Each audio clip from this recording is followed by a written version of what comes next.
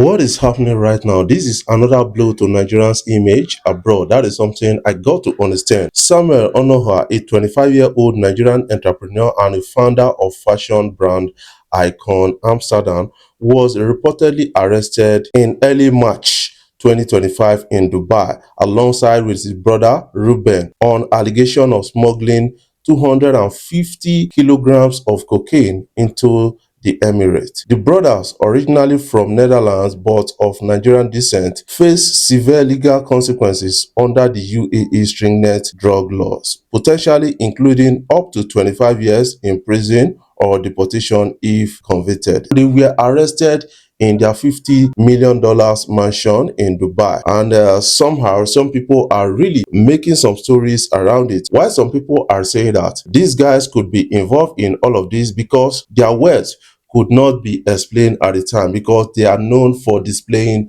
this lavish style on social media, just like Hush Puppy. They didn't learn from Hush Puppy and they decided to do their own. Right now, they have been arrested and a lot of people are really talking about them. And that is a great blow on the image of Nigerians abroad, especially in Dubai right now. This is like a Hush Puppy raid the second time. That is something I kind of understand. But this time around, their offenses are more than that of Hush Puppy, because it involves, drugs trafficking, and that is really disturbing. And according to reports, the arrest followed a kind of a raid on his $50 million mansion in Dubai, Palm Jumeirah, where authorities alleged that drugs were concealed in shipping containers from South America routed through Amsterdam before reaching the UAE. Dubai police claimed that Samuel played a major role in this illicit trade, leveraging his social media fame and business connections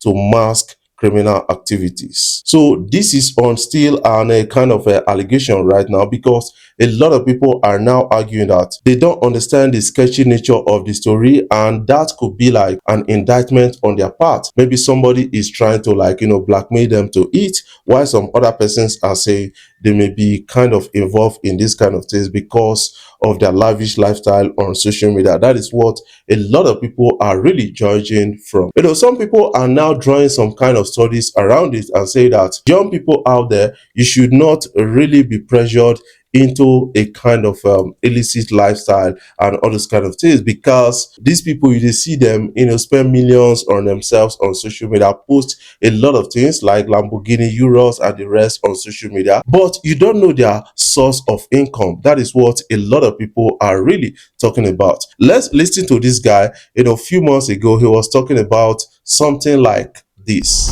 How can you be a man in this day and age and have never driven a Lambo in your life? What do you have between your legs? Grow man up. Go for everything you want, because it's easier than you think. You can achieve it. It doesn't matter if you are working for yourself or working for someone else. This, bro, you know how it felt when I picked this thing up. I felt like a fucking boss. It's not about the things. It's about the spirit. Now, you understand that it's not all about boss. It's just that a lot of people don't want to get involved in illicit things just to make money. They want to earn the money in a better way. That is something I kind of understand. But right now, this is a blow on the Nigerian image abroad, especially in the UAE. They are going to be strict on Nigerians, especially ranging from the story of Hush Puppy, how he was busted and arrested by the FBI, extradited to US. And right now, we got the story of these two brothers being arrested. That is quite disturbing at the time. A lot of our brothers in the UAE doing legitimate businesses, they are going to face a lot of discrimination, and this is really embarrassing to the image Nigeria. I hope this is not what a lot of people are really thinking. Were they framed up by a lot of persons they are involved in business with, or were they really involved in this kind of business? These are some of the things we are going to answer as the case unfolds.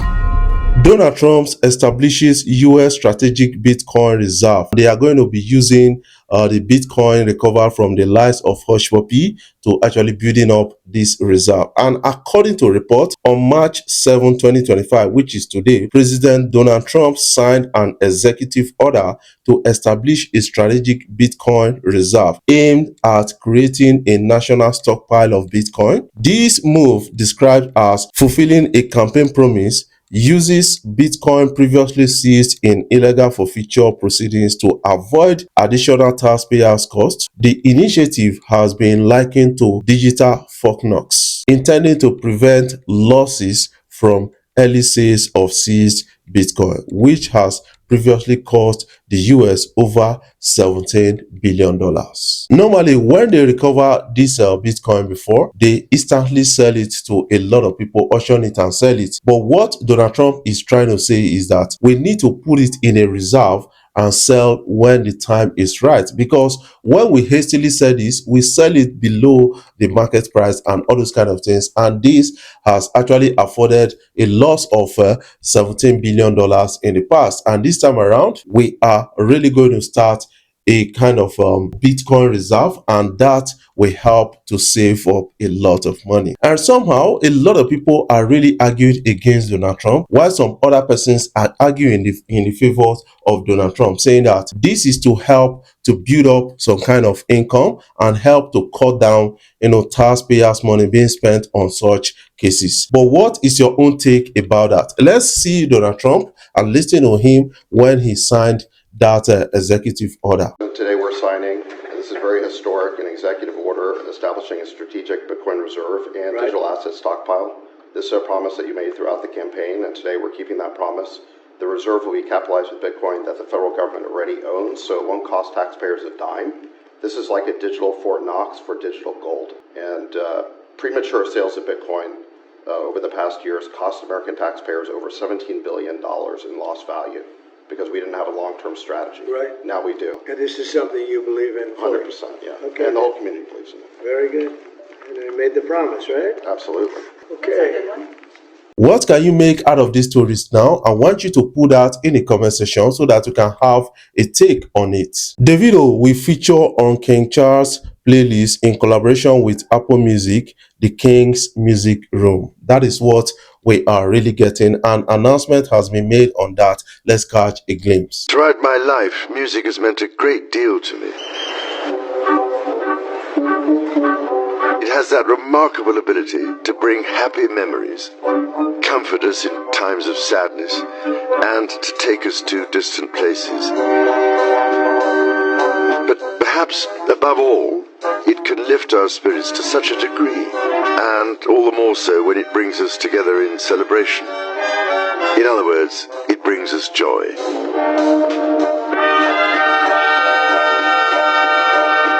So this is what I particularly wanted to share with you. Songs which have brought me joy.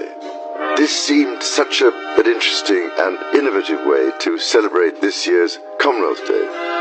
Thank you for listening. I wish you all every possible blessing.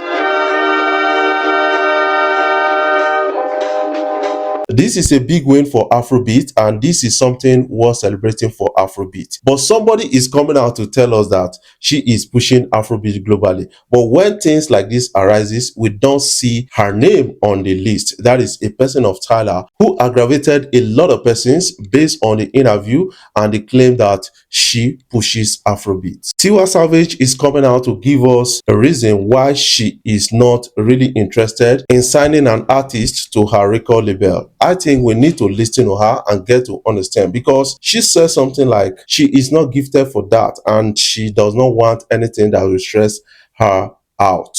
Let's listen. Everyone always says to me, when are you going to sign an artist? When are you going to sign an artist? I don't think I have the gift to sign another artist, because artists are stressful. Their wahala is plenty. So I don't know if I have that gift, because I could just be sleeping and then I'll wake up and my artist is trending for something else. I'm carrying somebody else's wahala. I have not finished carrying my own wahala on my head. So I don't think I have the gift, but I do have the gift to help, which is why I'm trying to do the music school, where you can now go and sign to a label that can actually help you. Most people that runs record label, these guys are really strong to an extent, because some artists go pull your soul out of your body. That is one thing I got to understand coming in from Tiwa Savage. Somebody is coming out to kind of compare Wizkid and Davido.